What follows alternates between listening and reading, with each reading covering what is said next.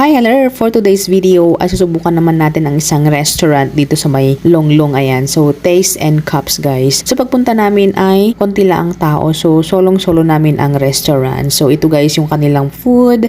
Ayan, medyo maharlika pero magugulat ka sa mga serving nila, guys. Una nilang sinerve, guys, ay itong pizza na sobrang laki, guys. Ayan. So, masarap naman to, guys. Ayan. So, ang laki ng kanilang slice, ang laki ng kanilang serving. So, talagang dalawang slice pa lang mabubusog ka na dito. At ito naman guys, yung aming kinuhang ulam. So sobrang gabundok guys. Yung serving nila ay sulit na sulit talaga. Kahit medyo maharlika pero sobrang namang dami talagang isi-serve sa iyo. Ayan. So ngayon, problema namin kung paano ubusin to guys. So hindi ko alam kung paano namin naubos. Pero syempre may take out. So ito pala guys yung view dito sa may veranda. So dito kami nagpesto and kitang-kita yung strawberry farm. So sulit naman ang